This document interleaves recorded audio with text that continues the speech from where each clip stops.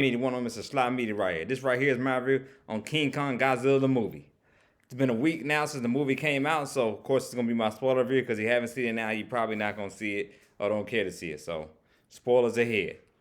This movie was so good. I didn't expect this movie to be so good as cause I guess my expectations of it was kind of like minimum. So I guess that's why I liked it so much and thought it was so good. The action it was fire.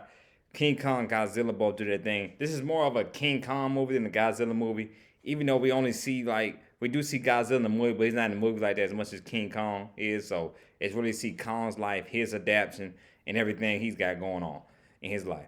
So right now, Kong is trying to find more of his people, more people he can relate to, and all that. And he does, and that's how I'm skipping to a lot of parts. Bear with me, going all over the place with this, but when we see in the movie, like he does end up finding his people, and there's a bunch of apes that are in prison and all that and everything, led by Scar King. Now I'm not familiar with the Kong theology and everything like that, so I was like, oh, Scar King, okay, he's supposed to be like he's this big bad villain and everything. So he has this dragon. I'm going to make sure it's hard for me to pronounce his name right, but the dragon. I mean, not the dragon. The person is Shimu. Yes, Shimu is the name of the dragon that he has captured and everything. That's the beast that he's controlling with this piece and all that. Some people say that makes Scar King kind of weak because he's controlled by that, but I still like Scar King as a villain and everything. So it made it interesting. And then we get introduced to the ape we see in the trailer, who's like the mini Kong they talk about, named Sukio, who is funny, had hilarious. He is a straight a-hole, little a-hole in this movie.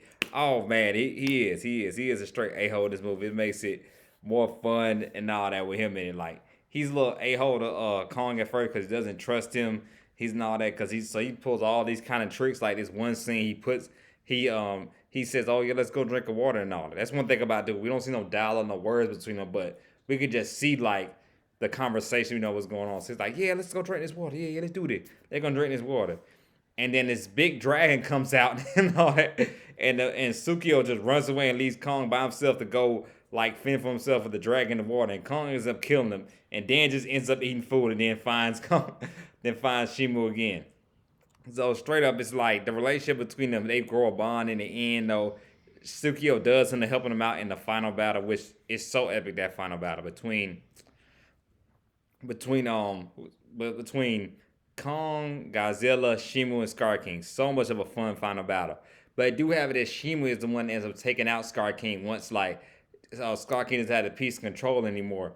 He's able to be free, and then he ends up killing. He ends up killing Scar King. So that made it great in the course of the movie. On now, of course, that was the ending, but there's other parts of the movie. Rebecca Hall's character, her and Gigi, the relationship they have, the mother daughter thing they have. She needs help trying to figure out what's going on. She feel like something's bad happening, something's going on with Kong, and she assists Brian T. Henry's character. Everybody knows him, the paperboy from Atlanta. If you like me, a fan of the show Atlanta, he pretty much is the comic relief in this film. He steals the show.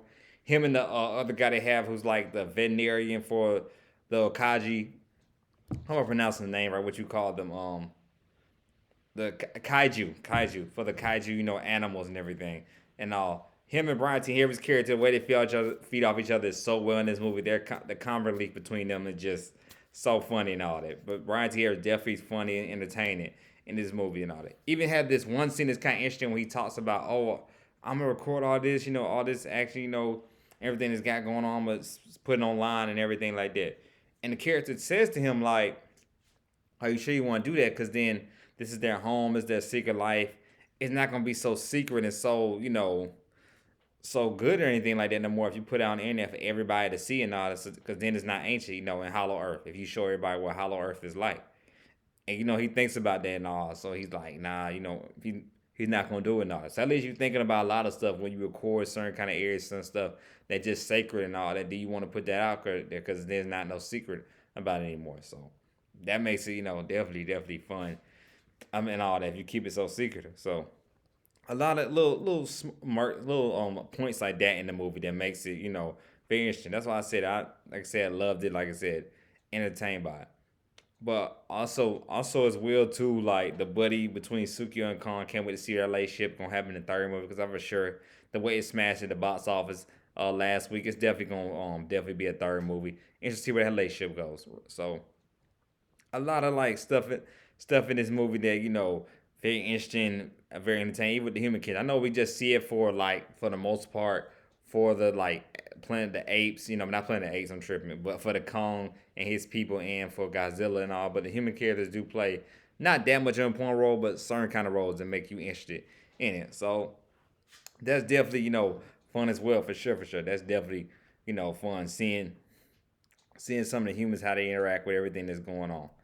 But like I said, definitely, man, this movie. If you haven't checked it out, please check it out. And like just like me, I was enjoyed and entertained about it and all. I think that's mostly my points because we don't see Kong and Godzilla movie for character depth and all that kind of stuff, and just for entertainment and all. But it's so crazy how the animals look on Hollow Earth compared to when they shed in human form. Even with Sukio, he doesn't in his world he looks like he doesn't look tall as much as the other apes are and all that. But when he's going on Earth, when they fight in the final battle Earth, he's like a giant compared to them, cause he's Kajuin, and I keep on pronouncing his name right. Y'all bear with me.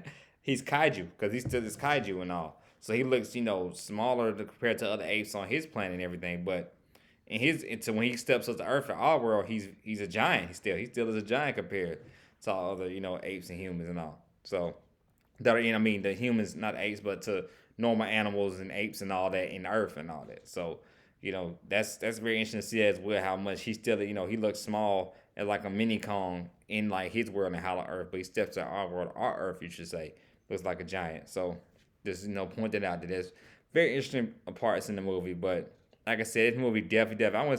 It's my favorite movie. Like I said when I saw my live theater action review, I said this is the best movie I've seen so far this year, and I'm telling you it is. If you haven't checked it out, please check it out.